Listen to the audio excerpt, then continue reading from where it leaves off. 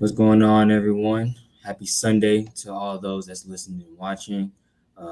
This is, of course, what the game means to me. I'm half of the podcast, Jelani Brown. Got my co-host again with me today. That is Bill. How you doing today, bro?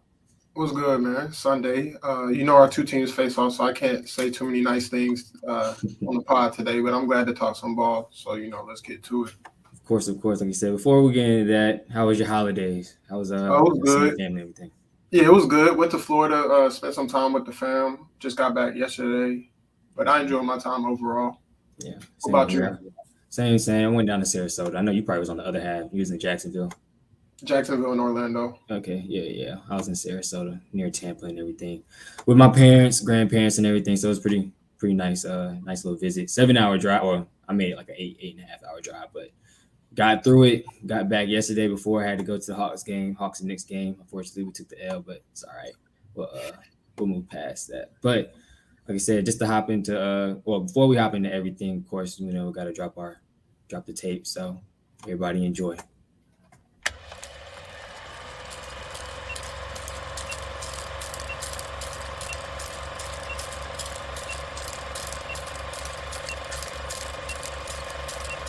Here's Michael at the foul line. A shot on Elo. Good! The Bulls win! They win! Don't you open your mouth about the best. Or I'm going to set it for you real quick. LOB. Listen, we talking about practice. Not a game. We talking about practice. Lewis gets it to LeBron for three for the win. Yes! LeBron James at the buzzer! Pass is caught! Diggs! Sideline! Touchdown! Unbelievable! Vikings win it! What was your mindset when you stepped in the batter's box? Go yard. I mean, I'm a pitcher. Why not swing as hard as I can? I got nothing to lose. It's nothing a man above. Don't put you in situations that you can't handle. Instead of saying, why me? They're saying this is what he want me to do. And, Cleveland! This is for you! The way we approach the game is the same way we approach life. You do the right thing. You make the right play. You make the right play. And in life, it's the same thing. What do you feel in your heart is the right thing to do? And you do that. It seems so simple, but sometimes the simplest things are the hardest things to do. And I think it's just that.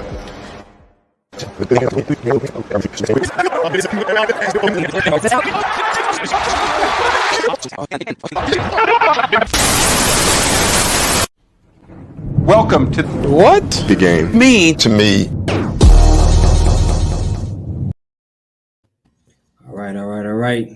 Appreciate Justin again. Shout out to him, Off the Ball Network, for helping me put that together.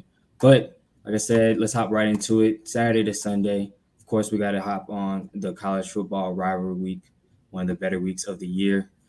Never really know what to expect, and yesterday, brought a lot of different emotions out of a lot of different people, a lot of different teams, and we came up with some results that's gonna give, I guess, the college football playoffs a hard decision on Tuesday. But it's not the greatest game, not the biggest game, but we have to talk about it just because it's really rivalry week for me and you as well. All of our teams face off. We even face off in fantasy against each other today. But Florida State was really, really hard to watch in the first half. 7-7 stinker. My team eventually prevailed, and I guess going to have the winning season of the two in a sense, being at 6-5. But what do you think about our two teams facing off? What do you think about your Florida State Seminoles? Like you said, I really didn't even want to watch the game, but I was forced to watch it because it's my team and it was rivalry weekend. But it was what I kind of expected. We were playing better football, but I just knew overall that Florida was the better team. I didn't want to say it, but I knew they were the better team. And the only reason why the game was close to start off was because Emory Jones threw 3 pretty bad picks for the most part. Like, our quarterback threw a pick, and then he threw it right back to him. So that's the only reason why the game was close. And when they made the quarterback change, even though Anthony Richardson only threw for like 75 yards, he didn't turn over the ball, and that was the key factor. And then you guys pulled away with the game. And we had some garbage time points, later on. And we couldn't even get the onside kick right. So that lets you know where Florida State football is at, because my boy Bobby Bowden is probably rolling in his grave. But like you said, you guys got us this year again for the 4th straight year, if I'm not mistaken, and you guys are bowl eligible. And this is our 3rd time missing a bowl game in the last 4 years. So this is new to us for the most part. But I'm kind of getting used to it because we've been like this since 2018. So it's rough, but it is what it is. And hopefully we can move forward. Yeah, same with us. Obviously, it's going to be a lot of changes, a lot of turnover, a lot of questions that are unknown for the upcoming season. I don't even really care what bowl game we're in. I don't care if we win or lose. It's just I don't know. Like we talked about before the show came on, the Dan Mullen firing to me was just a little unexpected. Like you said, it seemed like it was more so pressure from up top, boosters. Obviously, people putting money into the program. Also, Dan Mullen, I guess, wasn't really too liked and fond of, or people weren't too fond of him in the SEC anyway, like certain coaches.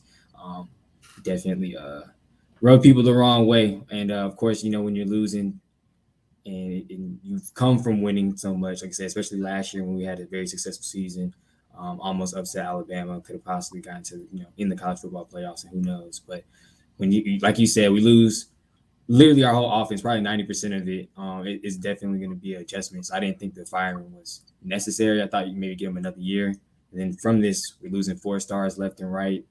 I don't know who the next coaching line is going to be. It's really just a lot of things that's up in the air, and it's unfortunate, especially literally being 1 season removed from, being 11-2, and possibly, had a chance to be in college football playoffs. But all in all, I guess it's nice to see them have a winning season in a sense, 6-5. I mean, still really nothing to bat an eye over, especially coming into this year. I know a lot of people thought we would struggle. I knew we would struggle as well, especially, with Emory Jones and the pressure of Mark Richardson, and then just like that 2-quarterback system, that shit just never works. So hopefully we get some type of consistency, because it would suck to fall into like a Florida State type pit where it's like you're on top for a little bit, like, you had your Jameis days and everything is just like downhill from there. So hoping that doesn't happen to us, but who knows? It seems like anything is possible, when it comes to Florida's teams and Florida sports. But let's move on from that one. Definitely got hit on the bigger games and games that have more playoff implications. One of the bigger ones, Ohio State, Michigan. Condolences out to Jeff. Jeff, if you're watching, I put the link in the chat if you did want to hop in, just, get your feelings out. Mo as well. I know it's been a hard day, hard last 24 hours, of realizing college football playoffs was probably out of reach. But all in all, I enjoyed the game. It was a pretty good game yesterday. Real snowy game, football weather, 2 powerhouse teams going head to head. And, the end result wasn't the greatest for some of our OB-TN guys, but all in all, I think it was a good result for college football as a whole, especially for Jim Harbaugh as well, finally getting over the hump. But what did you think about this matchup, Dad? It was a good game, kind of lived up to the hype. Not completely, I expected it to be a little closer than a 15-point game. But it was, it came down to that last final possession when Michigan scored, I would say. But I'm just surprised at how Ohio State got dominated in the trenches. Like, they literally got manhandled. And we knew when we saw the conditions, it started snowing. We knew what it was going to be for Michigan because, their quarterback's decent, but he's just a game manager at this point. He doesn't turn over the ball. He does what he needs to do. And I knew they were going to lean on Hassan Haskins, and they just got dominated, 5 touchdowns. C.J. Stroud on the other side was fine. Ohio State wasn't bad on offense.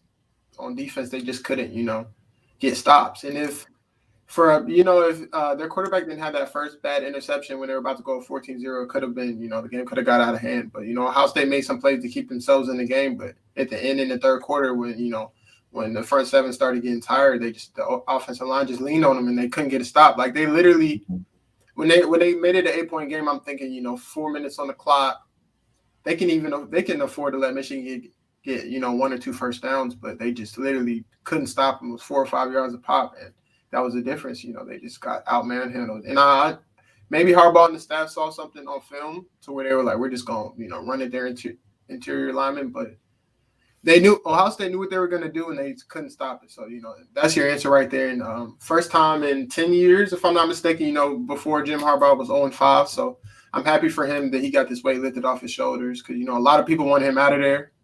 And I wasn't one of those people. I think he had more success than the previous coaches by far. But glad for him to get that monkey off his back. He's 1 win away from finally getting that team to the playoffs. So where they were supposed to be in 2016. So, happy for them. And it was just game lived up to the hype. What'd you feel about it? Same way. Like you said, Haskins pretty much just torched them. 5 touchdowns on the ground. That's ridiculous. But on the other side of things, I don't know. I kept like hoping, like, because the way it did start out, it looked like Michigan was gonna run away with it a little bit. But obviously, I knew Ohio State was gonna make not attempt at a comeback, but I just knew they was going to finally wake up and start playing. Was able to go into halftime only down by a point. But I just kept waiting. I don't know why, or no, it's just something I guess about maybe it's Jeff and Mo that kind of just give me like on that Ohio State train a little bit. But I just was expecting them to kind of just like kind of come out third quarter, kind of like not blow the doors off of Michigan, but I just was expecting something offensively to just happen. Like Wilson Olave always one big play away. Even that one touchdown Wilson caught, it's like they're always one play away. Even Henderson in the backfield, like he can break one off as well. But it just seemed like Michigan obviously was just ready to play. They really couldn't get anything going on the ground. Looks like they had Stroud rattled a little bit, especially in the beginning of the game. And so at the end, you say they just wore him down, especially on the ground. And Haskins just continued to just show his dominance, and Michigan just continued to show their dominance. And like I said, it was a decent game. I wish for my guys, Ohio State would have came out on top. Also from just the college football playoffs, because I didn't know. Obviously, they were ranked 2. Didn't really know where they would shake out as a whole. With Alabama and the SEC championship and everything coming up. But I was just looking forward to some heavyweight matchups, man. I don't know. I kind of wanted to see how Ohio State matched up against Georgia. I know that's the team probably not going to talk about much just because they played Georgia Tech. That 45-0. That was nothing to. It's nothing to really talk about, but it's just something I just was expecting and hoping to see, like them just being in the college football playoffs. If they, if everything shook out, maybe them just matching up with Georgia, and it being just like a game that I don't know. It's a game that I would feel like would be a good one, because we know that Georgia's defense is really dominant, have been dominant pretty much the entire year. Ohio State had I think they had the top offense in the nation for the last few weeks. Yeah. That would be their biggest test offensively outside of Bama, because they're pretty much going to have, if they don't already have, they have 3,000-yard receivers, because they have the Jackson Smith. I can't even say his last name. Yeah, I know what you mean. Number 11. Yeah. So that would be a pretty prolific. Yeah, it's just one of the. I guess that's the matchup I just wanted to see. Like I kind of wanted to see Ohio State, Georgia, in the end, number 1 defense, number 1 offense. But unfortunately, that's just not how it's going to shake out. But like you said, shout out to Michigan. One game away if they take care of business in the Big Ten championship, because we don't want to look ahead of that. Michigan sometimes does Michigan things. Nope. Could lose Iowa, and then we really won't know who's going to be in the college football playoffs. But next, we just got a team that we just talking about, Alabama, Auburn. You said it plenty of times. Alabama always struggles when they go there. And it was another game to where it looked like, they were struggling. Obviously up until the end, just somehow that Alabama magic always shows through. Auburn did do a little bit of selling as well, but all in all, 3 overtimes? Alabama prevailed. 4 overtimes. Yeah, it might have been 4. Yeah, I didn't even really know. I think Pat said in the chat too. I didn't even really know about the like 3rd, 4th overtime rules. I had no clue about that, and I obviously because I missed the other game earlier this year when we went to like 9 overtimes. Yeah, Illinois and Penn State, I think. Yeah, I didn't even realize that's what it got changed to, like just 2-point conversion. That's crazy. But Alabama, Auburn, what do you think about this matchup? Like you said, I always know it's a tough matchup. Besides the upset, when they had the 109-yard kickoff, but before that, every year they go into Jordan-Hare. It's a rivalry game, and they're going to struggle. It's not always going to be pretty. In some years, Alabama is dominant, but this year, their defense showed up in the first half. They had Bryce Young a little bit rattled. I love his composure, but I thought he was a tad bit rattled, and the offensive line wasn't really, helping him out. Mm-hmm. And they struggled. It was a defensive game, but Alabama did what they needed to do. It was kind of hard for TJ Finley to get going. I know he was hampered pretty much, for the most part of the game, but Bama did what they needed to do, and they got the timely stops. And in all honesty, the game should have never happened. I want Bama to be in the college football playoff. It's good for the sport. It's good for the ratings. It's good for all that. But if Tank Bigsby just falls down, and they can run out the clock. But instead they give him some time, and they go I think they go 96 yards or 98 yards with no time, with 1 timeout. Yeah, no timeouts. I forgot, but for Bryce to do that, it was a really, really big moment, and it saved the season pretty much. Yeah, to go all the way down the field on offense, you haven't scored on all game, and to do it in the most crucial time of the game, the last drive, or maybe potential biggest drive of the season, which it was actually. Yeah, and for them to come through, kudos to Bryce Young, man. He's like I said, I love his composure, and in the biggest moment, he was calm, cool, and collected and made all the timely throws. So shout out to them. And I know a lot of people say, Bama's not the 4; they don't deserve to be in the top 4. I kind of say that's kind of BS because in rivalry games, all teams struggle. You're never expecting it to be pretty. Bama could be undefeated, and Auburn could be having their worst season ever, 3-9. I bet you it's not a complete blowout. And in some years, Bama's completely blown them out in Jordan Hare, but in rivalry games, you can always expect, their best. So, and that's what happened. And it came down to 4 overtimes, and it was a great game. Had a lot of people tuned in, and it was worth watching. It was worth that 3:30 CBS window. They always have the good games on, and it lived up to the hype. So, shout out to both teams for putting on the show. But Auburn just has to, be a little bit smarter. I know Tank Bisbee, he's not a bad player. He's not a stupid player. He just made a boneheaded play in a crucial situation, and it ended up costing them. So, like I said, all in all, it just was unfortunate to see. I was at work. I watched most of the game while I was at work, but then we started to open when Alabama was driving down the field, and I'm just I'm looking, I'm like, all right, there's no way it's gonna happen, because I think they punted it. They got him down to the 2. It's 40, 50 something seconds left. I was like, oh yeah, let me just I'll check in. But I was waiting for that notification to say Auburn has upset Alabama, whatever the case may be, on Bleacher Report. But it wasn't coming. It was 2-3 minutes past. I'm like, what's going on? So I go back, and they on the 20 or the 10 or something like that. I was like, oh no, they finna score.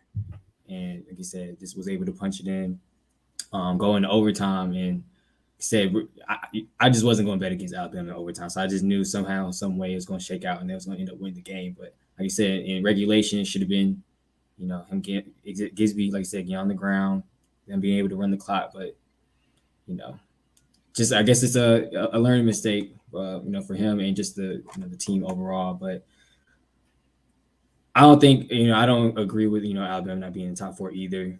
Like you said, they've always struggled when they've gone there. What year was it? 2016, 17 with the famous run back. No, that was actually, it was earlier than that, because that was the year they played FSU. That was the year they had luck that year. It was 14. Yeah, 14. They beat Georgia. Yeah, it was 14. I don't know. I feel like I don't know what year it was. I thought 16 or 17. One of those years. I thought Auburn. That was the year they smacked Georgia when Georgia went to the Natty. Yeah. That's and they played them in the SEC championship. Yeah. But like I said, it's just they always struggle when they go there. You never know what's going to come of a rivalry game. They play who's in front of them. They're 11 or not 11. They're 10-2. No, 11-1. My fault. 11-1, and they were ranked 3. They're ranked 3. Probably going to be ranked 2 now. Coming up on Tuesday, so they deserve it. Like you said, they've had some games where they struggled this year, but a lot of teams have had games where they struggled this year. The only team that's been kind of flawless is Georgia, and even they've had some slip-ups here and there in specific games. But all in all, Alabama definitely deserves to be in the top 4, and just waiting to see where they'll shake out come Tuesday. But last matchup we'll probably talk about. There's a few other rivalry games that had some playoff implications, but Oklahoma State prevails. I think they scored 13 or 14 unanswered points in that fourth quarter to win the game, and was able to knock off Oklahoma. Oklahoma State was ranked 7th. Who knows? I don't know. I don't think they jump all the way up to 4, but they have a chance, I guess, in the Big 12 championship to continue to have a chance to possibly be in the top 4. But what do you think about this matchup? What do you think about the end of the game?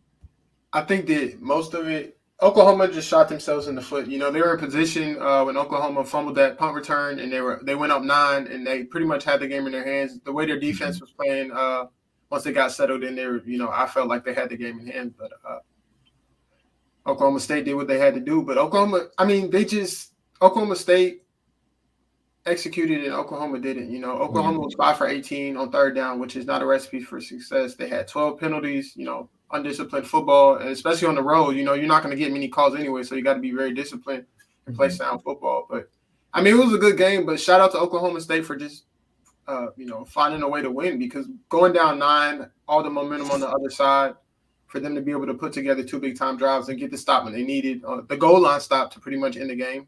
I would say, not goal line, but red zone stop. They're inside the 20. So, shout out to them. But I don't think they'll be in the top 4 just yet. A lot of stuff will have to shake out. You know, Cincinnati might have to lose. Yeah. Bama might have to lose, and then you can go from there. But you just got to worry about winning in the Big 12 championship next week and controlling what you can control. But overall, good game. I think Oklahoma has, you know, a bright future ahead. Kennedy Brooks has had a great career. Mm-hmm. And with their quarterback coming back, I think they'll be fine. You know, it all depends on if Lincoln Riley, you know, leaves. I know he said he's not going anywhere, but Nick Saban said that like back when he before he went to Bama. So yeah, I could see Lincoln Riley potentially going to LSU. So that's something to watch out for. But shout out to these two teams again for giving us a great game all week. You know, all Saturday and all Friday we've had great football games, and all 3 games we talked about were good besides the Florida State game. Yeah, yeah, besides the Florida State game. Yeah. But like you said, yeah, they do have a bright future. They've always over the last few years, they've been, you know, flirting with, you know, top 10 rankings and just, you know, getting better year by year. Lincoln Riley, I know himself. He said they wasn't going to LSU. You know, they said it yesterday. He said it yesterday. But like you said, coaches say one thing and they'll do another. We've all known and seen that, especially just being around sports and playing sports. And it's no different on the college level and professional level either. But like you said, shout out to them. They definitely got to win next week so that they can just control their own destiny, but definitely have to have some things shake out for their luck for them to, you know, crack the top 4. But, you know, more than likely it's not going to be their year. But who knows? Next year, they continue to build on what they've done. Like I said, Kenny Brooks and Williams coming back, it's a possibility. Who knows? But like I said, Friday, Saturday, and like you just said, Friday and Saturday, a bunch of good games and a bunch of, you know, games that have playoff implications. And Tuesday, it seems like, you know, last few weeks, honestly, it's been no one really knows what's going on. There's been a few upsets, a few people or a few teams losing that we weren't expecting to. And, you know, top 4 is shaping out to be something we're not too sure about. I'm pretty sure we have a decent idea. Cincinnati, Georgia, more than likely. Not locks, but they're top 4. They were in the top 4. They didn't lose. Alabama obviously was in the top 4 as well. Who knows if they get pushed back to 4, Cincinnati jumps them and gets to 3. Don't really know, but top 4, just who do you think is in? I guess who the 4 teams that you think are in, and then I guess 1 through 4 ranking wise, who you feel they'll place, the playoff committee will place where?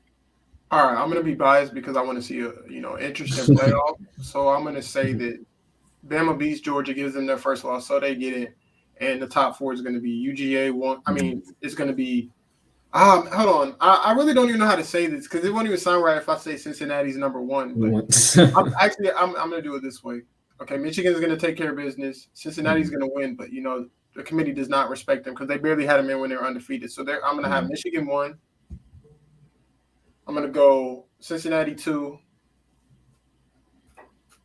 Bama 3, and Georgia 4. That rank is probably terrible, and there wasn't too much thought into the order of it, but those are the 4 teams I think that are going to get in for sure because I think Bama's going to handle business. But Georgia's been dominant all year, and them losing to a Nick Saban coach team, I don't think they dropped from 1 to 4. But it's like, if they lose, they can't be 1.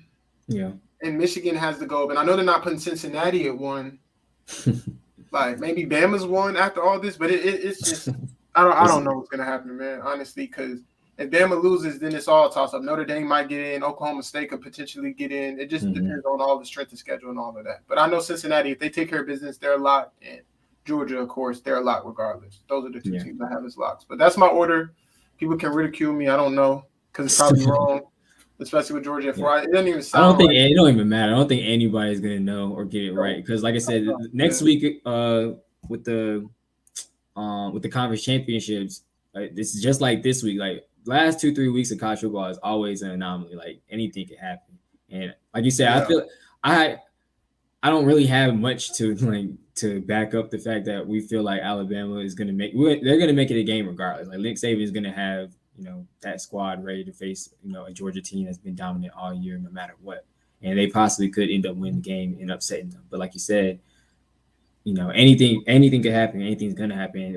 I don't think anybody knows or solidified who's in, but the one thing that we do know, it's hard to say Cincinnati is gonna be 1 because, you know, playoff committee just obviously doesn't, you know, non-power 5 teams, and you know, like you said, they've just sniffed the top 4 last week and been undefeated all year. So I don't know. I'm open. We know it's gonna be a good game here in Georgia, down in Georgia, at the Mercedes-Benz Stadium with the SEC championship. If Alabama does upset Georgia, like you said, I don't know. I guess it just depends. Like you said, if Michigan takes care of business against Iowa, which I think a lot of us are expecting to happen, but it's like where they were ranked for 5, or do they jump all the way to 1? I guess because of Ohio State winning the Big Ten championship. I don't know. It's just a hard stretch to think that was going to happen. But like you said, if Georgia loses, you can't have them number 1 in a sense. But it's like in a way, I feel like they still, if they lose close, like lose on a field goal, they've been the best team all year. Yeah, they'll probably keep them at 1, and then probably Alabama 2, Michigan 3, and like you said, Cincinnati 4, something like that. Like if everything shakes out kind of how we're thinking. But again, who knows? It's really all up in the air at this point. But all in all, I think it's going to be no matter what. Though, I think it's going to be exciting playoffs. Like even if Cincinnati is in, Stu's advocate that they're going to get blown out. I don't know. I feel like undefeated, and even last year weren't they undefeated all last year as well, or didn't they may have just lost? I think they had 1 loss. Yeah, they had 1 loss. They played Georgia tough last year, so you don't. Yeah, that's what I was about to say. Like I don't think they just know they're not no doormat. I think they're gonna come in, especially their first opportunity, if they do get the opportunity to play in college football playoffs. I don't think they just gonna get ran over and stumped like that. So I think they'll make it a competition no matter what. If they're 4, if they're 3, whoever they're playing and facing. I think it'll be a good game. They've been a good team all year. No matter what certain games. I know people probably will point to the Coastal game where they barely sniffed out the win, but I think they got a chance. No matter where they. No matter where they rank in the top 4. So, but all in all, like I said, I guess we don't know, but that's my top 4. That's your top 4. Like I said, people can ridicule it, but I don't think anybody has a good idea at the moment anyway. So, but next we're gonna hit on one of our topics. It kind of goes with this topic though. There's some teams that played yesterday that we're typically, that's the next one, that we're typically used to seeing and talking about. One of them being Clemson. I think they're ranked like 23. Ohio State did lose, so more likely they're probably not going to be in the college football playoffs either. But something or nothing, powerhouse programs missing the college football playoffs. Is it going to make it the one that people are not going to really want to watch, or is it going to be something that gets people more interested because we're seeing new teams that are getting new chances and opportunities? The competitor in me, the former football player in me, would like to see the best matchups, the powerhouse programs in there, like the Bamas, the UGAs, Clemson. They could take a year off, but yeah, I would like to see them in there. But as a college football fan, I know a lot of other people agree with me that played the sport and love the sport too. That you kind of want to see something different. You don't want to see the same thing every single year. You want to see great matchups, but I don't think the ratings would go down. Seeing a Cincinnati versus Bama, yeah. People not going to tune in because they think they know what's going to happen, but it's something new. It's a shakeup. A group of 5 team making a college football playoff is new. Having new teams in there. I don't want to see Notre Dame in there, but it would be nice to see like Oklahoma State. Some teams that's just never been in there. A program that we don't know too much about, that we might watch 1 or 2 times per year on prime time. But yeah, I think it's. I don't even know how to say if it's something or nothing, but it's good and bad for the sport. I don't want the games to be blowouts, but I'd love to see something new. I love change, so yeah, I'm both ways. I can't even pick a side, to be honest with you. In the middle, yeah. I feel like it's just something, because I think I'm on the one side that I do want to see new teams get an opportunity, see new teams get a chance. Like I said, it's cool to see, I guess, Michigan get over the hump, because it was many years that people were calling for Jim Harbaugh's job just because he couldn't. At first, he couldn't beat Michigan State or Ohio State, but he was able to get over that hump these past few years, and now they're sitting at 5 with a possibility of being right there in the college football playoffs. Cincinnati, like I said, non-Power 5 team, getting an opportunity. Notre Dame has been that one team typically. Like I said, they play Power 5 teams, but they're not associated with the conference. They've had they've had the opportunity, multiple years, and people are just tired of seeing them get in and get blown out, and they feel like Cincinnati is going to be the same exact way. But I don't know. I feel like I said, I don't think Cincinnati would. I can't say for sure that's not going to be the same thing that happens. But it's like it doesn't really matter. Like I said, if Notre Dame was back in there, they'd probably get blown out. Cincinnati, like, give another team another opportunity, one that, has earned their spot and, have won and played who's in front of them and won. They're undefeated. Give them that opportunity to, play a primetime game. Like, people typically won't see them play that much throughout the year unless you're college football fan, or at least pay attention, or a true diehard college football fan. So, just having new teams be in the mix. We've been seeing Clemson, Ohio State, Georgia, Alabama for what? Like, at least forever. For the past 5 years. So, Bama's definitely been in every single one of them. I think Georgia's missed 1 or 2. So it's nice to get a little bit of a shakeup. We got half the teams like now. We've got half the teams that's been consistently in there, they're in there, but now we got 2 new teams that's looking to break in. But this just continues to show that we, they talk about expanding it. I don't know what side you're personally on. I've been saying at least 6 to 8. Like, I feel like try maybe the 6 teams for maybe a year or 2. I'm really more so with the 8 though. But like, if you're gonna slowly do it, whatever. 6 teams, get the first 2 a bye, have those 4 teams play, and then shake it out that way. But I would definitely like to see it get to 8 teams within the next year or 2, hopefully. But what do you think? I can go for 8. I wouldn't say 12 because I was just thinking about that as you were talking about it. I just think that like that's too many games, too many extra games. You got to think about what these dudes go through for 12 games or 13 or 14. So imagine 3 extra games on top of that, and then how are you going to fit that in? Like, with you got championship weekend, and then bowl season. Some bowl games start like maybe a week and a half after. Yeah, like a week after. So it's like, how are you going to fit all these in? I know they don't care about the small bowl games like that, but I mean, I can go for 8. Or maybe 6, just 2 extra spots. Because there's been a lot of times where I feel like teams got left out, especially like Ohio State a couple years ago. So yeah, I can agree with what you're saying. Yeah. Hopefully 8 soon. I would like to see 8 for sure. Yeah. Like I said, even if they go to just 6, like I said, get the first 2 buys and then shake it out that way, I would like to see that. But 4, it just seemed like sometimes some years it just seemed like 4 is just too little, and certain teams are always getting snubbed. And just to combat that, it's allow more teams to get in, because like there's a lot of good teams, like a lot of good teams that haven't had the opportunity to come in and play. Like you said, it's been years that certain teams, like you said, Ohio State a few years ago, getting snubbed, and you put in an 8 playoff team, like anything could happen. Like I said, we've seen that time and time again. So just more teams. Hopefully it's coming. We don't know, but I'm an advocate for 8 teams. Hopefully we get 8 teams very, very soon. But the next Something to Nothing, sprinkling in a little NBA. I'm sure we'll start to talk about the NBA a little bit more as college football, NFL start to wind down. Definitely starting to talk a little bit more NBA and college ball maybe as well. But Phoenix Suns quietly on a 16-game win streak, and they've looked pretty dominant throughout the entire stretch. We've seen teams go on win streaks like this before. Even Golden State, I think theirs might have just ended, but they were just on like a 14-game, 15-game win streak as well. But Something to Nothing, Suns probably one of the hottest teams in the NBA, looking dominant on their 16-game win streak, and looking to continue to improve on that 16-game win streak. Do you think it's something or nothing? Do you think it's like this just shows like, oh, they may be a lock to win the West? They're number 1 favorite in the West, and possibly get back to the NBA Finals. So Something to Nothing, 16-game win streak by the Phoenix Suns. Yeah, I'm not gonna go that far talking about being a lock in the West, because the West, they got killers this year, especially with the Warriors being back.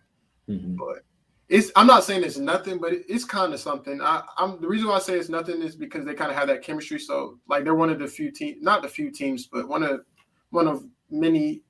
I'd say half the league. They brought back every all 5 starters. Every teams mix it up, but they're bringing back a group that just went to the finals together. They know each other. They know how to play together. And they're kind of just picking off where they left off. I know, teams talked about how they made it to the finals with going through teams that were hampered with injuries and stuff. But, they won when they had to win, and they played quality basketball, even though they came up short in 6 games. But it's a quality basketball team picking where they left off. The chemistry, they feel confident based off the run they had last year, and they started off on a roll. I think if I'm not mistaken, they lost 1 or 2 games to start off. Maybe 1 or 2. No, I think they lost. Yeah, I think they lost their first 2, right? Yeah, they were like, I forgot what the record is right now, but I know it was a few teams. Everybody kind of started off like flirting around 500, maybe like a game or 2 above, and then they just kind of like went on a run. Yeah, there's 7. So they're 17-3. So yeah, I'd say it's something, but I know it's not going to go too much. I'd say it stops. I think they might get to 20 games, but to say they're a lock in the West this year, no. But it's good to home court advantage is good to get higher seeding in the West. I'll say that. So it's something for now, but I know the Warriors had like a 25-game win streak a couple years back, but let's not act like this is something small. Like winning 16 games in a row in the league is, that's more than 20% of the games, right? Yeah, that's a good Well, 16 games is 82. It's 82, total this year. So a little less than 20%. Yeah. You won in a row, so that's definitely something I can say. Yeah, like you said, it could come to an end soon. They play the Warriors next, so that's going to be a very, very good game. I don't know if it's on prime time or not. 17-3 versus 17-2. Exactly. So that's the next matchup. Somebody's gonna have to lose that one, but I know it's gonna definitely be a good game. It's on Tuesday, so hopefully it's one of those TNT flex games that they do, with the bring old players on to analyze and stuff. But I don't know. I think it's a little bit of something as well, like you said, like the percentage of games, the amount that they're winning, how they're winning as well. Like at first, like they were kind of because I know my Hawks are within the 16-game win streak, and we're like probably like the second or third team. I think that kind of like. They start putting these wins together, and they should have very well lost that game against the Hawks. It was our first road game going out there, but I think like Trey got a tech because he tried to stick up for DeAndre Hunter because they was fouling him. They didn't call the foul, and then something else happened. I think someone picked up a late foul, and then another tech, something I don't know. It was just basically a bunch of stuff that happened within like the last 3-4 minutes to where they was able to go on a run and win that game, but. In the beginning, it was like a few close games, but like now, look like past like 3, 4, 5 games on the scene, like they're just winning and playing in dominant fashion. Like they blew out the Nets, blew out the Knicks. There's another team that they blew out as well. But it's like how many points they're scoring as well. Like all of these games that they're winning is like they're putting up triple number or triple digit numbers, to win the game. Yeah, the Nuggets. That was the other one they blew out 110-98. So. All these games, like they're winning in dominant fashion. Trailblazers. That's the wrong. I'm looking at the wrong score, and I think they flipped it too. But yeah, they've just been winning in dominant fashion. 16-game win streak. I think it comes to an end on Tuesday because I think they play at Golden State, and Golden State has just they've been dominant overall, but they've been really dominant at home. So one of those good games that we're expecting. If they do continue that 16 game or continue to build on that 16-game streak, it's good for them. But like you said, I don't think it makes them a lock in the West yet. But for everything that you said, it makes sense why they, have been on this type of run. But it's never nothing to bat an eye at. But I'm gonna say it's nothing as well too. But that does it for something or nothing. We ain't have too many big topics today. This may be just something or nothing. Both of our teams play against each other. My team's still in the playoff running a little bit. If we win today, it kind of helps puts us, I think, 8th or 9th, because we'll be 5 and 6. I think right now the last wild card is like 5 and 5, depending on what happens today or who wins today. But my Falcons playing your Jacksonville Jaguars. I think we played down in Jacksonville today. We're hoping to get back to our winning ways. I guess you guys are also hoping to do somewhat of the same. Hasn't been too much winning, only 2 games this year. But week 12, Jaguars versus Falcons, probably the game of the day for me at least. What do you think about it? I think it'll be a good matchup. I'm not gonna say too much because we both haven't been performing that well.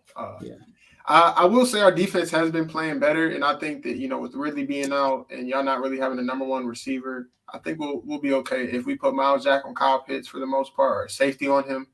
I think we'll be okay. But I mean, this game's just gonna come down to can our offense, get rolling. We've been stagnant for the last couple of weeks. Our defense has just been tired. Like last week, we lost 30-10, but our defense did not play that bad as it looks like with the score. I promise you. And I think that if we can, our defense has been playing better. We've been getting pressure on the quarterback. So, the Falcons' offensive line is somewhat of a liability. And I feel like if we can pressure Matt, he's not a mobile quarterback. He can move when he needs to. I don't know what's up with him, but he's trying to run. He's been putting people on skates this year. Yeah, he's been running. As he's got older, he's been running. I saw the Saints game. I don't know what was going on, but put DeMar Davis on skates. Everybody on.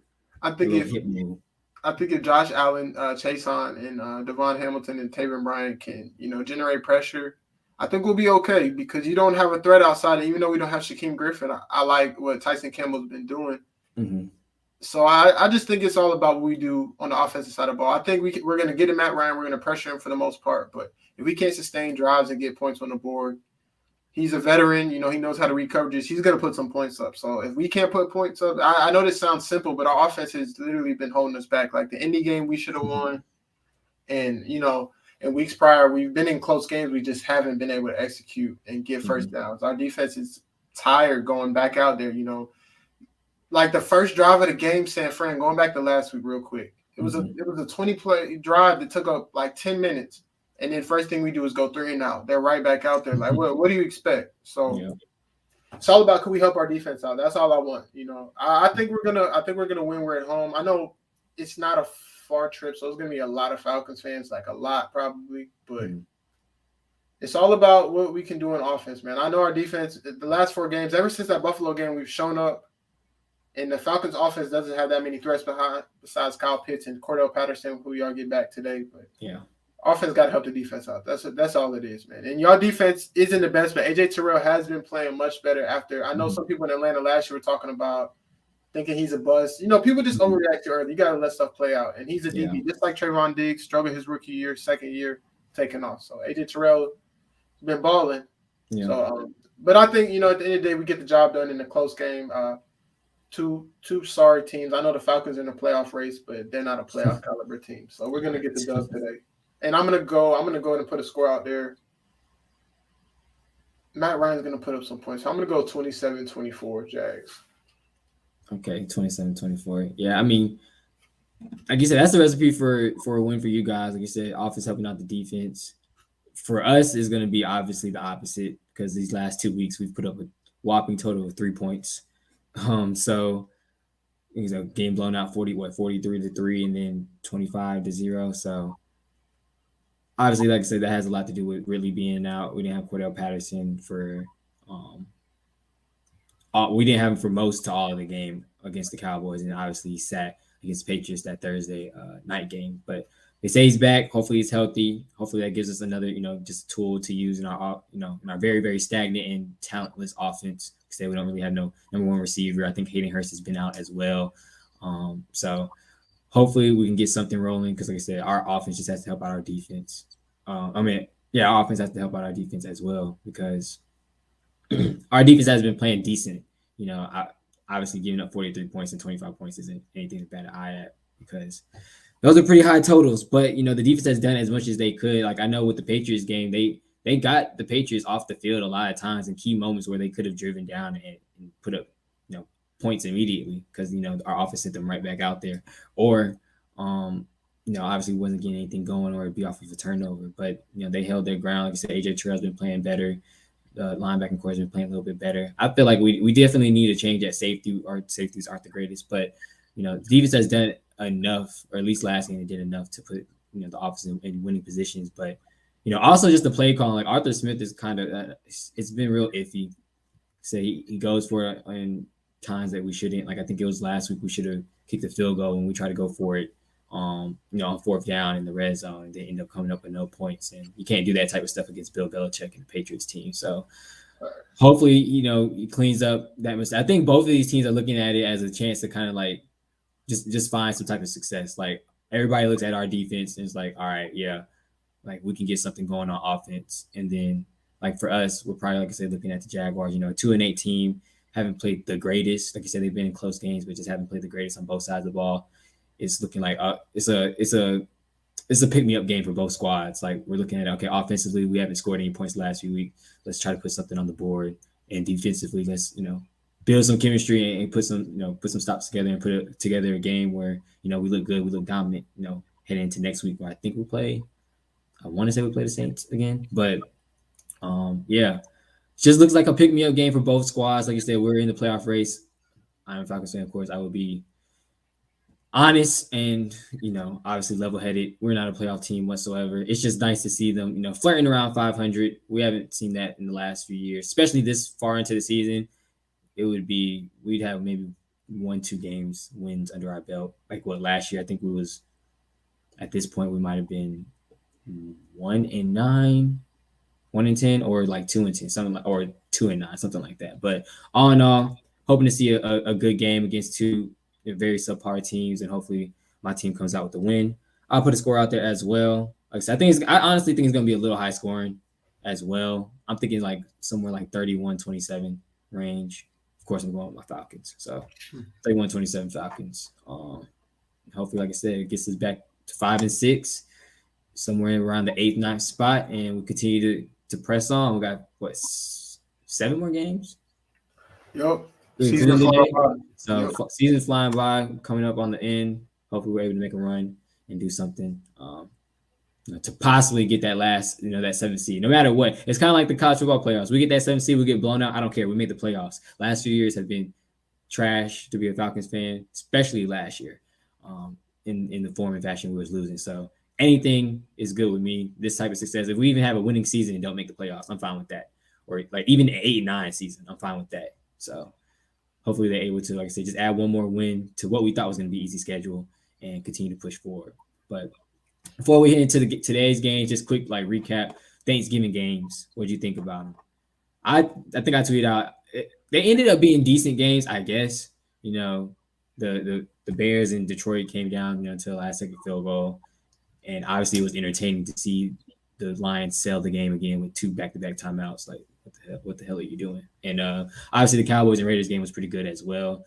Saints Bills wasn't entertaining whatsoever, but I just thought it wasn't that great of a slate of Thanksgiving games. I know a few other people thought the same, but the first 2 games at least played out a little bit different. But what do you think about the Thanksgiving games? First off, I can agree with that part that the games weren't that great. Just thinking about it, when you see it at first, the Bears and Lions without Justin Fields and with Jared Goff, the Lions don't have a win. Yeah. Cowboys and Raiders sound straight, but the Raiders are falling off. And then, you get the Saints without without Jameis Winston. So you're like, you've seen the Saints without Jameis the last couple of weeks. They haven't been good. So we knew what it was, but they ended up being better besides the last game. The Lions game was a boring game, but as a football fan, it was a defensive game, so I enjoyed it. And the Cowboys game was the most entertaining game of the day. The Cowboys, their box office, so everybody's going to be tuned in, but that game lived up to the hype.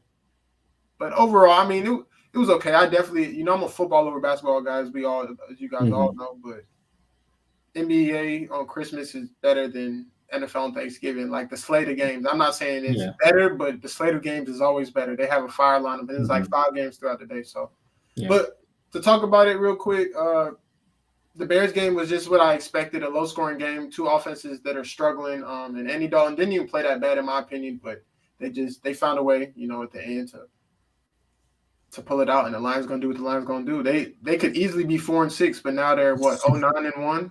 Yeah. Or 0-10-1? And I don't know, man. It is bad. But Cowboys game, I think it all came down to turnovers. Not turnovers, penalties, because a lot of people say they were lopsided. It was a lot of flags called. If I'm not mistaken, it was 28. But just the Cowboys starting slow and trying to play catch up like they always do for the most part. Not too slow, but they just didn't come out how they needed to against a Raiders team that was I'd say they were completely dead. Like they lost Henry Ruggs to what happened and stuff, and they were they're on a losing streak. They were struggling. They were losing to teams they would have beat earlier on in the season and ended up being a barn burner. But penalties, like I said, they would have kicked Dallas would have had a shot to win the game, but they couldn't execute. And I love the Cowboys. They're good for a midseason meltdown. I love it. Like they're just overhyped, so I love to see them struggle a little bit and get humbled. In the last game, I don't even want to talk about it. I knew what it was. I turned it off sometime in the second quarter because I just knew what it was. But I'm sad to see Tre'Davious White go down with the ACL because they were going to need him for that postseason run. But real quick before we move on, just want to give a shout out. I know some people already know this, but that duo is pretty nasty. I give them top 3 for my. If I think about it, they could potentially be the best, like Jordan Poyer and Micah Hyde. That's a legit safety duo. And I know Green Bay. It's a long time ago, but I know Green Bay regrets letting Micah Hyde go. Yeah, they let both of them go, but. Yeah, it definitely was sad to see him go down. You can see it immediately on his face, like the emotion that came over. I was like, yeah, it's probably. And he's from New Orleans too. He's from Louisiana too. So. Yep. So it was definitely tough to see that, but like I said, it's just next man up. their defense has been a little bit better, though, especially that the front four at pass rush with Oliver and those other guys as well. They've been playing pretty well, but they're going to definitely need them to continue to play well because they say you're missing basically one of your best secondary players, if not the best secondary player on that team. But I just tuned in and kept watching because I was hoping Josh Allen wasn't going to sell me because we're playing each other in fantasy this week, and he sold me last week a little bit because Cam definitely outperformed him on my bench, and then Knox as well. You know, he was coming off an injury last week, so I kind of gave him a pass, even though I had him in the lineup. But I just wanted to watch to see how those two would fare out. He did still throw 2 interceptions, so I was a little bit concerned, but then eventually he picked it up. I think put up 3 or 4 touchdowns. So with Dawson Knox catching 2 of them. So right now I think I got like a 54 to, I don't know how many points you got. I think you got like 6, 54-6 lead right now in fantasy. I know you haven't paid too much attention to it because the draft unfortunately didn't go your way, but you know, I got to get me a win any way I can. Because I had to tune in just for my guys to see what they would do. But this is the Pick Ems for this the past week plus the Thanksgiving games. You went 9-9 out of the 18 games. I went 7-11 out of the 18 games. So we closed the gap a little bit because I did have a little bit of a lead. Now you're only down back again by 3. 3 games, 98-68 and 1 overall for me, 95-71 and 1 overall for you. But like I said, we can go to our NFL Pick'ems and also, you know, just talk about some of the good slate of games that's on tap for today. Pittsburgh, Cincinnati. Who do you got winning this one? This is a tough one. I don't know why, man. I said early on, like, you know, trusting my gut and stuff, and I haven't been doing it all year, but I'm going to go out on a limb. I'm going to take Pittsburgh. I think because the division is just so tight. I think they split. Cincinnati handled business in Pittsburgh, and, you know, they didn't take that lightly, so I think they bounce back. And it's not a rivalry. It was kind of on one side of rivalry, but Pittsburgh, man, I know Big Ben can't really push the ball down the field like he used to, but he's playing a little better, and I think as a team they're playing a little better. So I'm sorry, Joe Hayden is out. And that's their best corner, so I have to flip it just based off that because I feel like they have too many receivers, and their defense is good, but if your best corner's out and you have not 2 number ones, but two really quality receivers, I think that makes a really, really big difference. But if Pittsburgh pulls it out, I'm going to be mad at myself. But just because Joe Hayden's not playing and that's their starting corner, I'm going with Cincy. Okay. Yeah, I don't know. Pittsburgh is just one of those teams, like I said, last few years, I'm just not high on them. I know they've come through the last few weeks to improve their team, improve their record. Since he woke up last week as well. Or did they? Was that last week? It might have been the week before. No, it was last week for them. I keep forgetting because the Raiders played Sunday, but then they also played Thursday. But Cincinnati woke back up after losing to the Jets, right? Losing to the Jets squad. So they started to, they're picking it back up, looking a little bit better. This is a AFC North divisional rivalry. They're looking to beat Pittsburgh 2 times in 1 year. I don't know when the last time they did that. I think they said it was like the 70s or 80s. So definitely a big game for them. They're at home. I think they're looking at chops at this one. Like you said, Joe Hayden is out as well. Jamar Chase is probably looking to have a field day.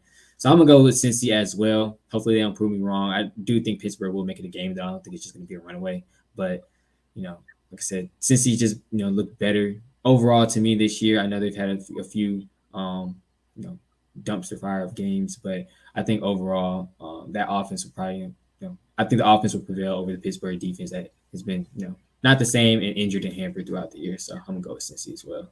Tampa Bay, Indianapolis. Who do you got? This is probably one of the better games of the day. I think we have like 2 or 3 decent games today. So Tampa Bay, Indianapolis. Most definitely. I think we actually have a little more than that, honestly, but we'll talk about it later on. I think that I got Indy in this one. I think they're riding hot.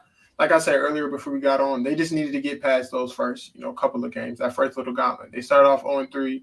Schedule got a little bit easier. They still had some quality opponents, but they just started playing better football. And they leaned on Jonathan Taylor, who's, front runner for MVP right now. If Derrick Henry was here, we know it would be a little different. But he's had over 100 scrimmage yards in 8 straight games. So, got to recognize that. But the only question I have today, Carson Wentz is going to have to show up because we know one thing about Tampa. They know how to stop the run, especially with Vita Vea. They have the best run defense in the league. Some teams don't even try to run the ball against them because they know what it is. And Vita Vea and Ndamukong Suh are like, as nasty as a 3 taking the nose you're going to have in the league is. Mm-hmm. And those are some strong dudes, so you're not going to get too much push up front.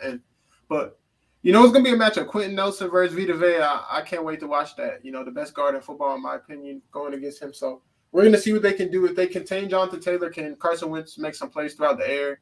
And I think he will because, he's been playing good this year. And, if you don't know, that's my guy in a way. I'm fond of him, of his game. A lot of people don't like him, but I think he's a quality guy with a lot of talent. So I think he steps up big, makes some timely throws, gets hopefully T.Y.'s playing today, I think. And I think they pull off an upset.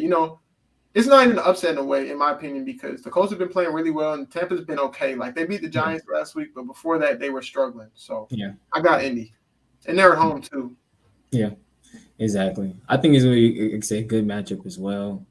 Like I said, Tampa Bay's just been subpar. Like, their secondary, like, they've been getting guys back piece by piece. I don't know if they'll get which one's out. I feel like it's Carlton Davis. Yep, Carlton Davis. Murphy Bunter just came back. Yeah, he just came back last week. So that secondary, like, they got guys that rotate and they play pretty well. Like, at the end of the season, it's going to do well for them because, they'll have a lot of guys in key positions that will have a lot of experience by that time. So they'll have guys that rotate in and out. But right now, they're a little hampered. Like I said, there'll be some Carlton Davis, which is probably their top corner. Probably the best corner outside of Murphy Bunting.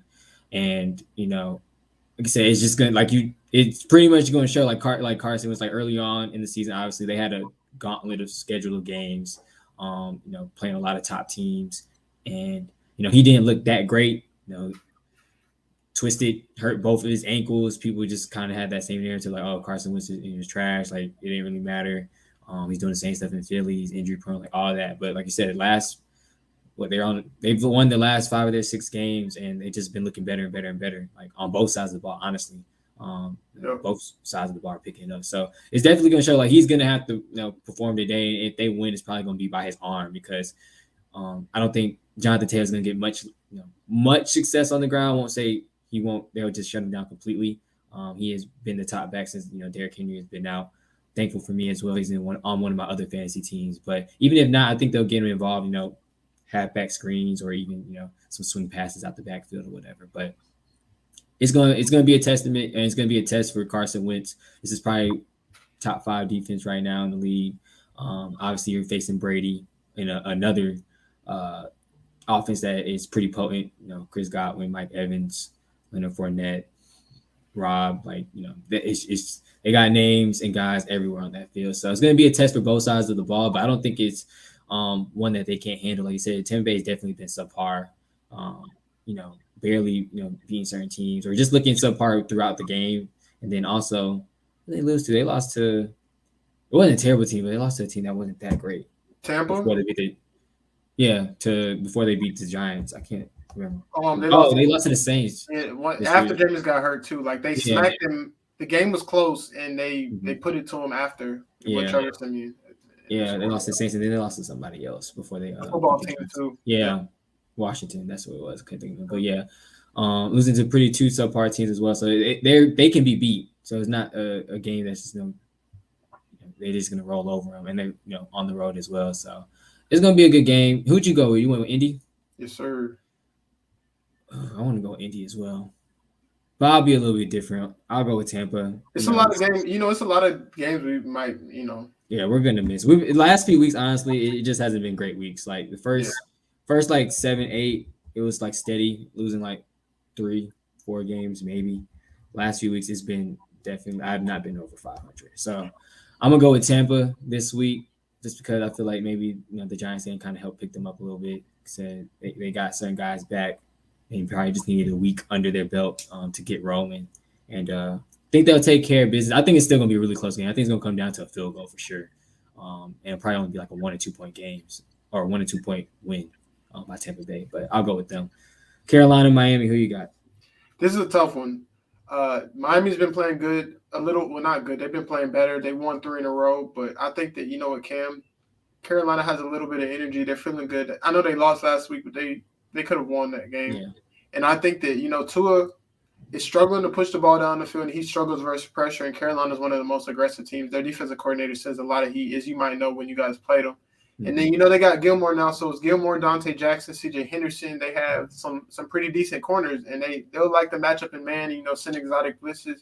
And Tua is not the best versus pressure. So I think they put a lot of pressure on him. He has a couple turnovers, a fumble, a picker there. Even though he's going to play okay, but, you know, a couple turnovers will change the game. And I think the Carolina gets back to 500 and they find a way to win. Yeah, I can see that as well. Like I said, Cam coming in, they definitely give him some juice. I probably should have started him last week because I knew that was what was going to happen. I just knew that's what was going to happen. But they did end up losing the game, but still he put up a lot of fantasy points.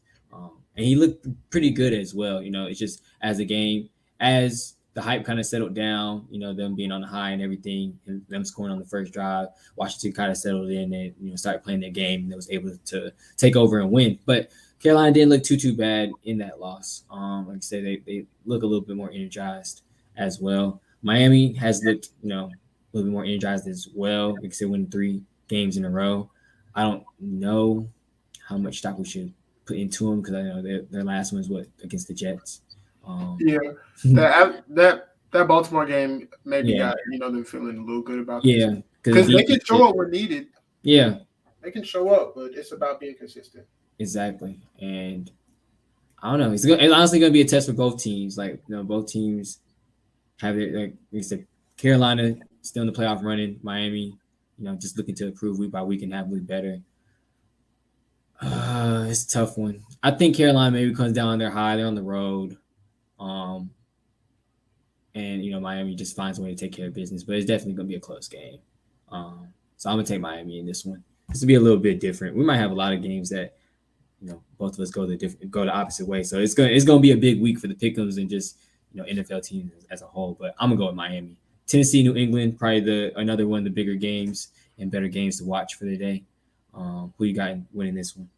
I kind of disagree, bro. I understand why you're saying that, but I just don't think that without Derrick Henry, without AJ Brown, and without Julio Jones, I don't. I forgot. Yeah, you're right. I forgot AJ Brown just got put on. Yeah, so never mind. You're right.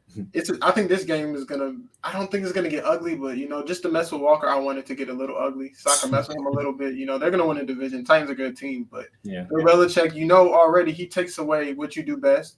Mm-hmm. So if it was just AJ Brown out there, I still thought they were going to lose because they were going to take him. They were going to put J.C. Jackson on him. They might have rolled. They was going to definitely take him away. Yeah, they were going to put him on him. They might roll coverage to him. Do whatever they need to do to take him away. So without all those weapons, they can really play their regular scheme. And whoever, I don't even know who their number 3 receiver is. Khalif Raymond, or maybe is Josh Reynolds? No, Josh Reynolds is not even on. They still have Adam Humphries. I don't even know. I don't even think so. So I just think, you know, New England, for one, let's not bring injuries into it. I think New England's playing good, you know. I'm a Bill Belichick guy. I knew he was going to get it together over time, and I just knew that I think he needed a lot more credit for the dynasty. You know, a lot of people think it's all time, but he just, you know, he's finding a way. He got some players. They spent a little money. You know, he realized that he didn't draft well, gave up his draft power, I guess, to let other guys, you know, that get paid to watch film, you know, scout these guys, and you see the change. Matthew Judon showing up as being one of the best free agent signings in the league. Yeah, I think they continue to roll. I know, as you saw him in the game versus y'all, he was everywhere. So I just think New England, you know, I'm not saying they're bad. I'm not saying they're going to go to the Super Bowl this year, but I can see them making some noise in the playoffs, and I think they continue to roll. And it's that time of year, that cold football, that snowy Foxborough weather. I know they're going to be ready and the crowd's going to be rocking. So I got the Pats rolling. I say the Pats won by 14, honestly, bro. Yeah. I did forget they just put they did just put Brown on IR. Like I said, Julio, I don't even know how many games he's played this year. I thought he may be back in the lineup. I know he was back in the lineup like 2-3 weeks ago, but I guess he's back out with another injury.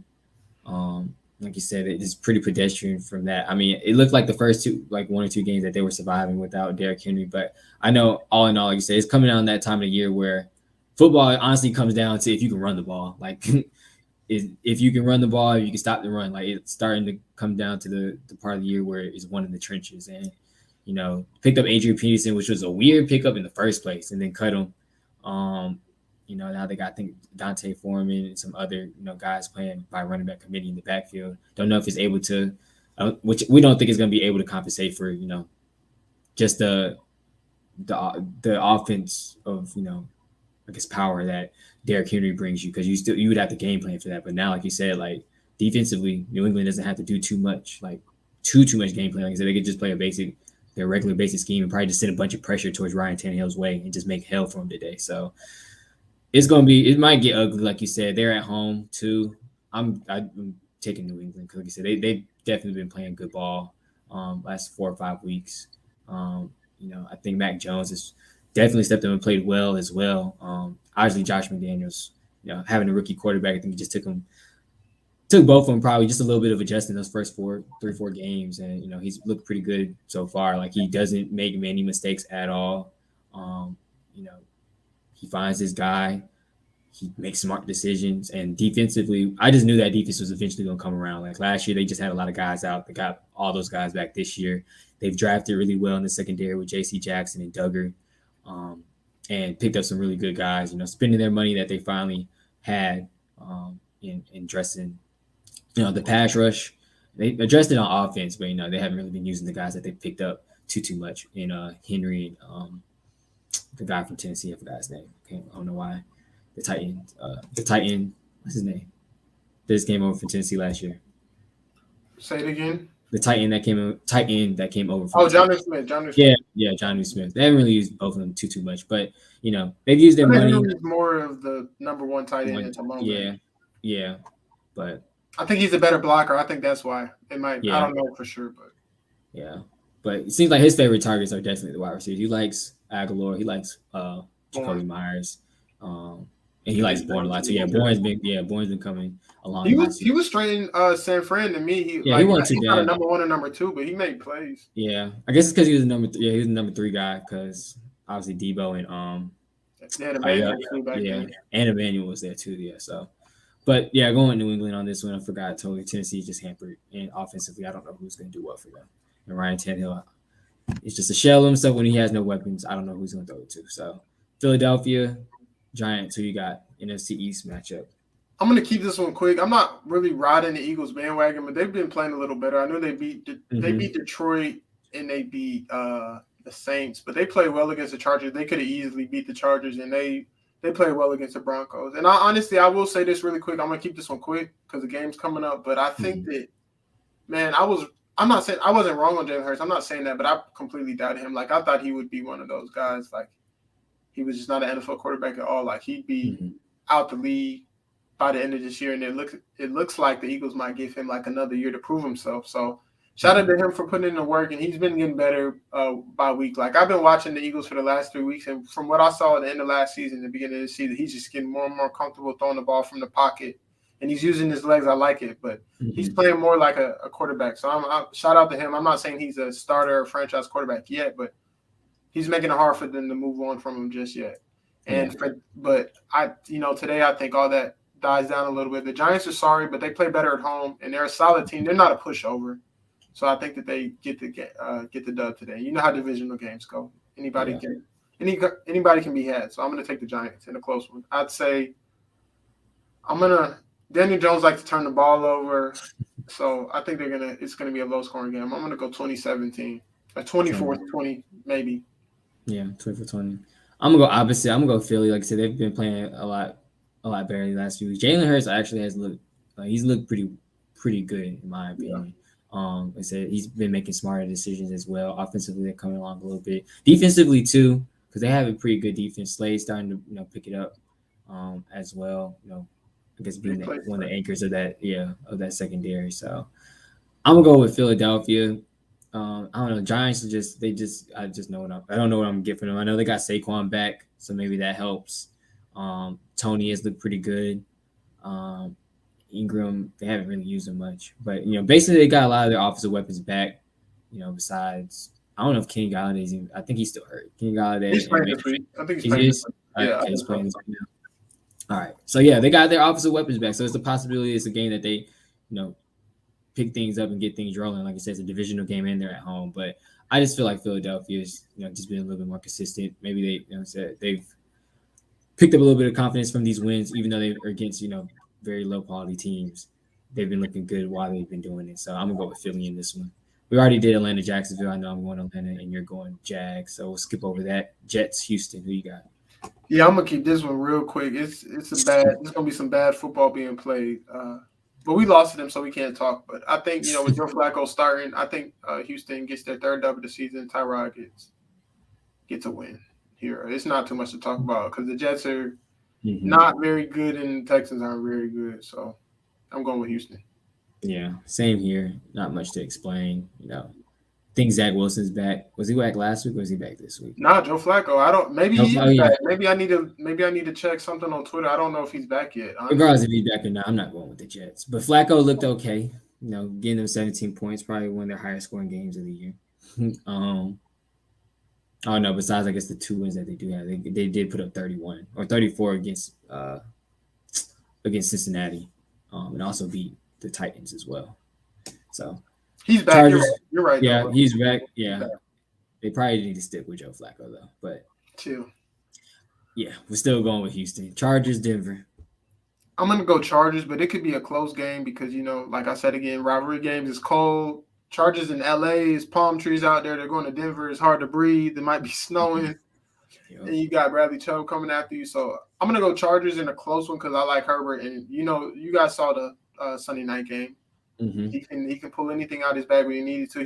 He used his legs more than he ever had. I think he had almost 100 yards rushing. So he'll do whatever it takes to, get the dub. And I think that he finds a way to win in tough conditions because he has the arm and he's a big quarterback. And that's what they – that's what they look for in certain divisions. I'm not saying because he's in LA, but he has to go play the Chiefs and the Broncos. It gets cold out there. So quarterbacks that can really have big arms and have big hands to, control the ball in that environment is what you need. So I think he's going to be fine to get the dub.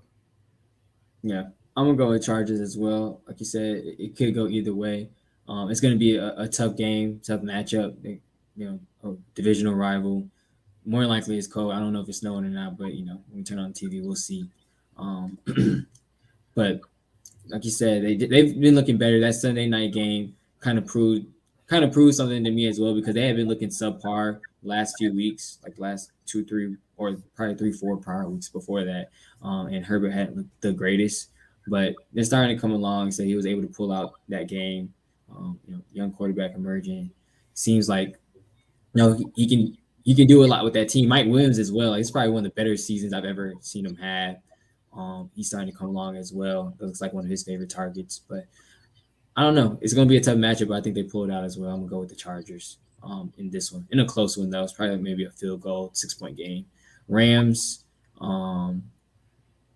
play Packers, right? I can't even see that. Yeah, Rams-Packers. Yeah, it was Packers. I was like, yeah, Rams-Packers. Who you got in this one? Bro, 1 second. Honestly, I gotta look at this before I say it. I'm gonna go. It's a rematch of the divisional from last year. I'm gonna go Green Bay again. I know the Rams haven't been playing that well. They've been struggling. Green Bay hasn't looked the best since they got Aaron Rodgers back, but I think they started to click last week, especially. And I think that their defense, if they start to get I don't know if Stokes is playing today. I didn't check their injury report for Stokes. So if Stokes not playing, they might have a long day. But I think that, Green Bay, all right, let me stop. If it's not snowing, I think LA is going to win because I think the conditions would slow them down a little bit. And I think Green Bay at home, they're not playing that. But if Eric Stokes isn't playing and conditions are fine, I think Odell has a big game today and Cooper Kupp, who's on pace to break some type of record. But if you don't have a number one corner, Kevin King, he's okay, but he gets picked on a lot. And Jair Alexander's been hurt with a shoulder injury. So I think they both have big days, and the Rams find a way to win. They've been playing quality football, but it's playoff time, and it's time to, pick it up. And I think it depends on the forecast, but I'm going to go with the Rams. I'm going to take them, and I wouldn't even say it's an upset, but Green Bay's at home. So, but I'm going with the Rams in a close one. I'm going to go – the conditions are perfect. I'm going to go 35-31. 35-31. Yeah, I think it's going to be high scoring as well. It could be snowing. It was snowing in Michigan yesterday. So. Yeah, man. I don't know. Yeah, so it's very possible it could be snowing. I'm gonna go Green Bay either way, no matter the conditions. I think it's just a big game for them. It's honestly a big game for both teams. Like just to kind of like a testament, see where they are in the division. Like both of these teams are sort of kind of at the top. I know LA struggled the last few weeks, so they've been dropped, to the wild card spot. Being that the Cardinals, I think, are 8-2. So, definitely a big game. It's a measure up game for both squads, but I think Green Bay just prevails in this one. Like I said, I think the conditions will be a little bit messy. I'm never going to really bet against Aaron Rodgers. They had a good game last week, but Minnesota just had a little bit better of a game. It's just one of those weeks that Minnesota had a good offensive day, and are able to win against a division rival. So, but I think Green Bay takes this one. I think it's going to be really, really close as well. I think both teams receivers just have a field day for some reason. I know the Rams have a better secondary. They got Ramsey, and I forgot their safety's name, Johnson. So they got some guys over there, but I still think both, just given the conditions, and Aaron Rodgers, Devontae Adams, Aaron Jones, it's just I can't bet against those guys. It's just really going to come down to whose defense, which we expect, the Rams defense, to come up with a big stop. So hopefully this week is the week that they're able to, pick that back up and do it, and get a big win for them. But I'm gonna still go with Green Bay, especially because I think the conditions are going to be messy. But Minnesota, San Fran. This is probably one of the better games of the day. We don't know what type of Minnesota team we're going to get. San Francisco has been playing a lot better the last few weeks. They've gotten guys back from injury. Their offenses looked a lot better, with Kittle. Debo's had him a great year as well. So Minnesota, San Fran, who you got on this one?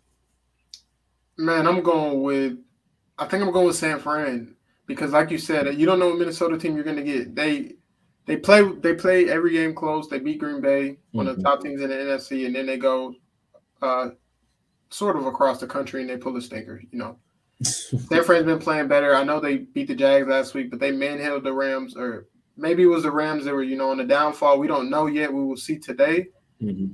But I think San Fran, they're playing well. They stay with injuries, bro. Like they're one of the most injury-prone teams in the league, and that hampers them. So I think they're getting back into form. They're getting guys back, and I think that they pull off a dub. And this is a matchup with 2 5-5 teams, so this is basically a playoff game right here. I understand, we still got 7 games left, but tiebreakers are pivotal in close wild card races. So San Fran needs this game, and they're going to get this game. Yeah. Oh, it's so tough. It's so tough. I'm gonna go with San Fran though. Like I said, only because I've always been one of the guys that's I've just always not been on the Minnesota hype train. A lot of people always saying they can take off, they can do this, they can do that, and it's they never can because they're so inconsistent across the board. Every position honestly is Dalvin Cook may be injured, maybe not be. Kirk Cousins may have a good game, may not. The defense, they may step up, they may not. Like I said, they may have a pass rush, they may not. Everyone's just so inconsistent across the board that I can never buy stock into them. So I'm gonna go San Fran as well. They're at home. They've just been playing better. George Kittle's back. Debo's had a great year. Jimmy Garoppolo doesn't really lose too much in these type of matchups. So I think they'll win. And like you said, it's definitely a big game for both teams, being that they're 500, flirting around, the wild card spot. And it's just going to be a big game as a whole. Like you said, tiebreakers, it's going to be very important the last 6 games after today of the week. So I'm going to go with San Fran as well in this one. But, Minnesota would make it interesting if they perform like they did last week, but we just don't know if that's going to happen. Cleveland, Baltimore, divisional game. I'm going to keep this one short, but who do you think is going to win? Yeah, I'm going to keep it short too. I got Baltimore. I just think that, Baker's in his own head. He's not healthy. He's going at it with the fans, and that's the last thing you want to do with the players that, some of the players that question Odell getting traded out are starting to look at him differently. It's just all going downhill. I know they're getting Kareem Hunt back, but I just think that Baker is hurt. And Baltimore showed they're a good team. They went in to a tough place to play in Chicago and won with the backup quarterback who they had no idea that was really, going to play. I know he probably got some reps, but they didn't plan on him starting. Yeah. And they got the job done. So I think, Baltimore at home, they need this game to get some separation in the division, and they win by 10. Yeah. Like you said, I don't know if like you said, Baker's just been hurt. I don't know if they should go with Case Keenum or not, the rest of the way, at least until he gets healthy and they can insert him back in the lineup. But, Cleveland, it's crazy. They started 3-1. We're like, oh yeah, they may be a Super Bowl. They could possibly be a Super Bowl team. They could possibly be a Super Bowl favorite. They are going to make noise in the playoffs, and it's just all of it just collapsed so quickly. Obviously both their running backs getting hurt doesn't help, and that being the bread and butter of their offense. And then of course, the Baker and Odell stuff, and Baker being injured. Their defense too, doesn't show up some weeks, and then they've had a lot of injuries as well. So I don't know. divisional game. They're on the road. Just have a lot going on with that organization. Like you said, Baltimore show grit and grind literally from the start of the year before they even took a snap. Like you lose 3 of your running backs like in the span of like a week and a half. You know, Lamar's been in and out, obviously dealing with some implications. I think some past implications because he had COVID. Just injuries across the board, but they just been able to find a way to pull out games each and every week. I know the Miami game wasn't the greatest for Lamar and just that team as a whole, but it looks like they've grown a little bit from that. Like I said, going to Chicago, winning with a backup quarterback, and this is a divisional game. They're at home, and I know they're looking to continue to improve and keep that top spot in the AFC North. So I think they'll win this one as well. Kareem Hunt's back as well, but I don't know. I just think Baltimore handles this one easily, and they'll take the win. But lastly, we'll hit on Seattle, Washington, and then of course, we'll get out of here for the day. But who do you think takes this one? I'm going with Seattle. I know they haven't been playing well, but Rob and Coach always talk about how trash their secondary is, and Russ is, it takes a little while for that finger to get back right. But Tyler Lockett and DK Metcalf are two of the best, not two of the best, but they're the best. I think they're the best tandem on the same team of like deep threat. Mm-hmm. Maybe might have to look at all the rosters, but just off the top of my head, they get downfield. They have a lot of big play completions, and I think their pass rush with Chase Young being out, Russ is going to be back there. He loves to improvise, and I think Seattle finds a way to win. I know their season's kind of lost, but the way the NFC wildcard is, they can sneak back in with a couple of wins. So yeah. I like Seattle to get back on track on Monday night. Yeah, honestly, all it takes is a couple of wins and maybe a team losing here and there. Like I think they're 3-7. Yeah, something like that. It's not the greatest record, like 3-7, something like that. But no, people are already saying Russ is out of there. Yeah, and they keep saying they're going to Washington, and it's maybe go to put on the show. Yeah, that's all I'm about to say. Put on the show, break their heart a little bit, show them what they need to trade for next year, possibly. But I'm gonna take Seattle in this one as well. Like you said, Washington's defense just hasn't been what we thought it was going to be. Heineke has. I don't know. He's stepped up and performed in certain games. Like besides the Saints, he's beaten the whole NFC South.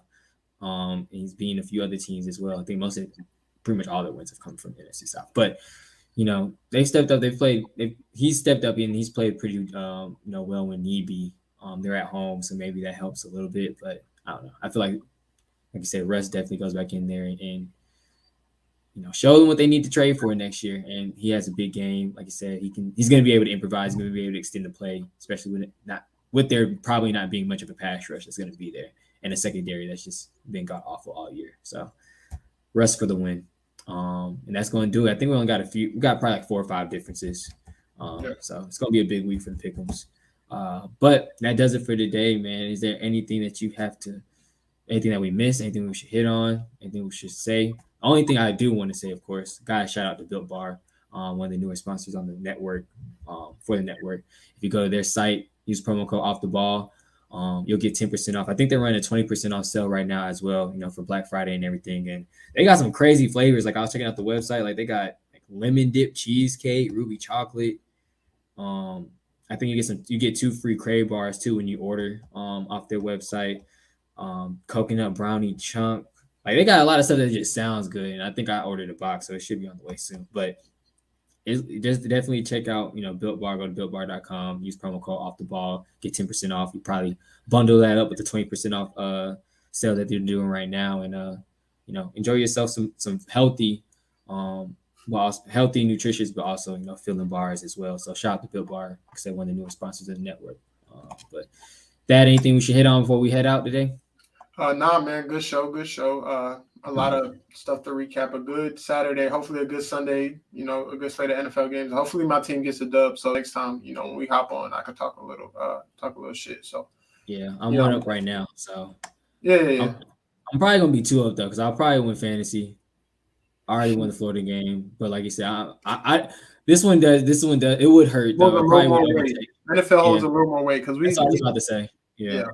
Especially for us, like both of us being big NFL fans, like this one's gonna hold a lot more weight. It's just like I don't want to see us lose to CJ. Like if we lose to y'all, and it's like we're losing like 24, like the 3 or something like that. Like we might have to not get back on for like another 3 weeks or something like that. I ain't gonna want to hear. Like, I'm gonna wait till you forget about it. But yeah, definitely a big game today. I know it's on right now. I don't know what the score is, but hopefully we'll take the title. hopefully, like I said, we should be back on here. We're definitely gonna start getting more consistent. We'll probably get a set day, maybe Wednesdays at a certain time, and definitely incorporate some more NBA as it's coming up, college basketball, and of course we'll continue to hit on college football and the NFL till those seasons conclude. But definitely appreciate everybody for tuning in. Appreciate all the retweets, likes. Appreciate everybody off the ball network for rocking with us, and appreciate everybody that tuned in, was listening now. Hope everybody has a great Sunday. Hope everybody had a great holiday. Hope everybody is able to take a victory nap, as Prez would say. Well, one of us isn't going to be able to take one, but hopefully everyone else is able to take a victory nap, as Prez would say, after the games conclude. But appreciate everybody. We'll catch y'all next time, and have a good one.